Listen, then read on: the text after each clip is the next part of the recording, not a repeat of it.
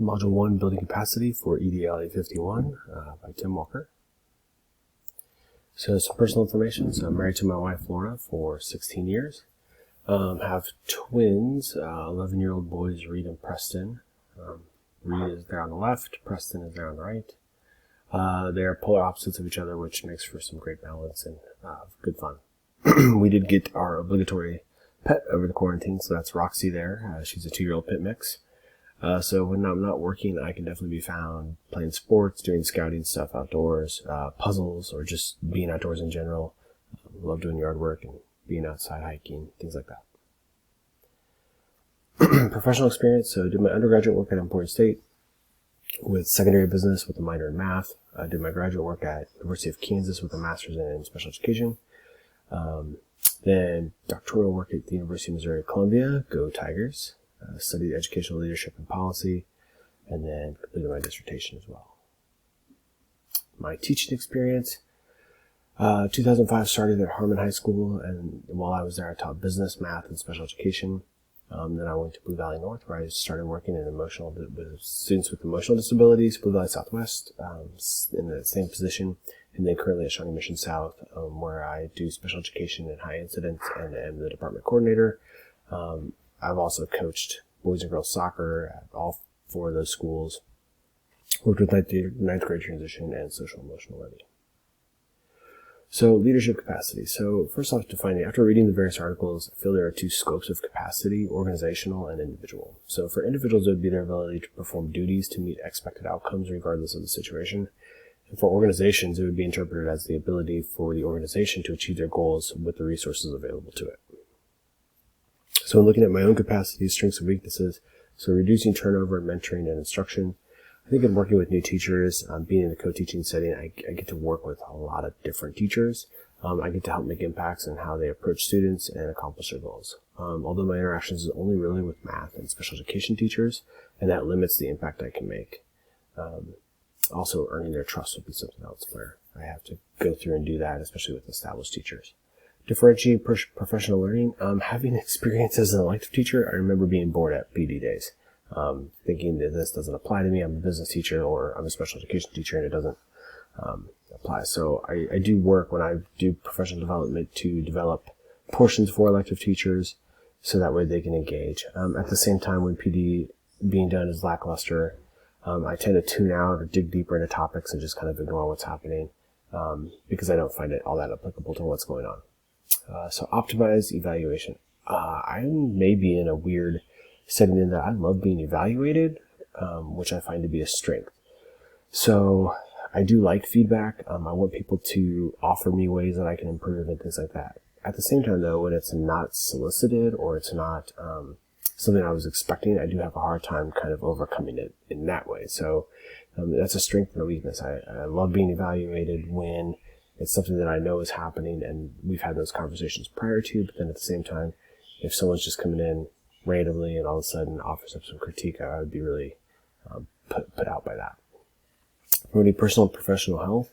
I think this is one area where I've worked hard to take care of my physical and mental health. A day off, a walk before school, exercise, and the like. It helps me focus. At the same time, I find it hard to accept it when others are doing something similar. Also, I'm not really sure how I promote this as a leader, especially when subs are in short supply. Sometimes taking that day off means you're lacking a substitute or a teacher for that day. Sharing the vision and mission. I think I do a pretty good job of sharing the vision and mission with what I would like my department to look like and do. Where I struggle is the fact that I'm a strategizer. So if you're familiar with the Strengths Finder, and I'm typically ready to move faster than most people and do not take the time to listen. Differentiate roles and actions through varied leadership. Finding ways that others can be a leader is a strength of mine. I do pass on roles and expect my department to be leaders in the classroom.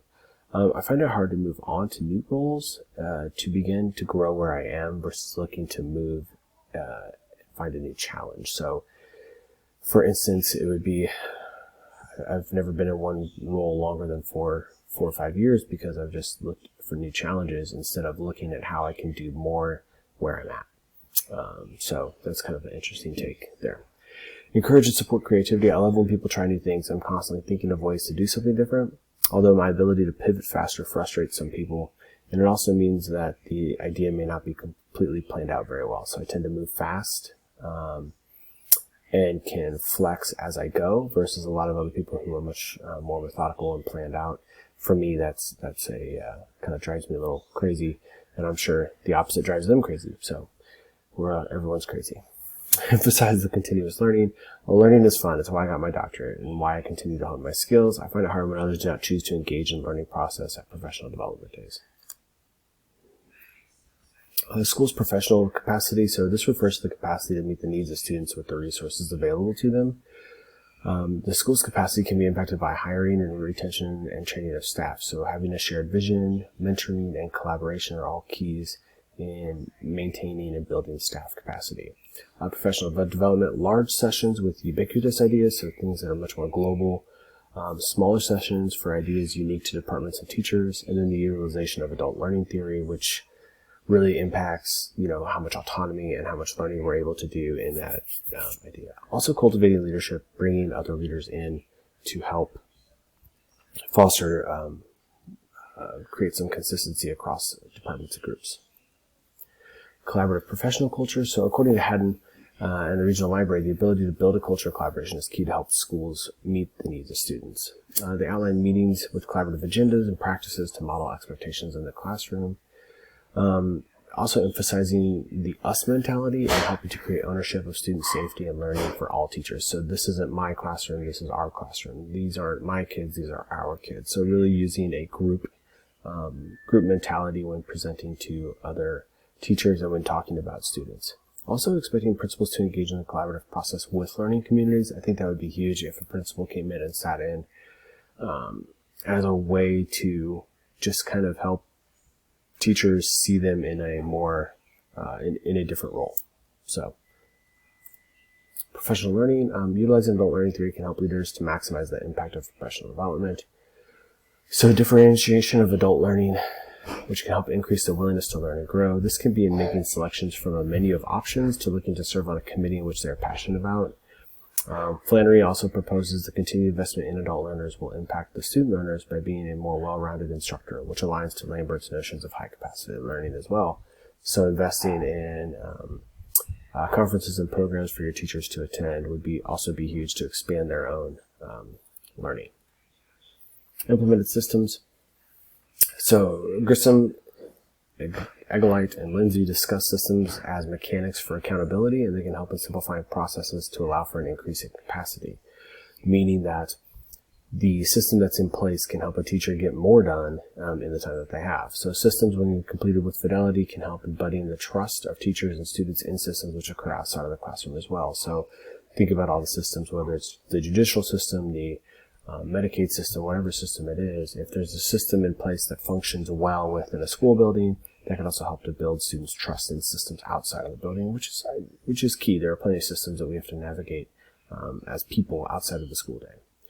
They also go on to say that principals are the pivot point for these systems. Starting the presentation and implementation of the system will correlate the use or success of the system. So if you're implementing a system as a principal and you're kind of laissez-faire about it or not committed to following through and doing it the way that it was designed or how it's intended, then that's also going to impact the success of that system. So there are all my references. And thank you very much.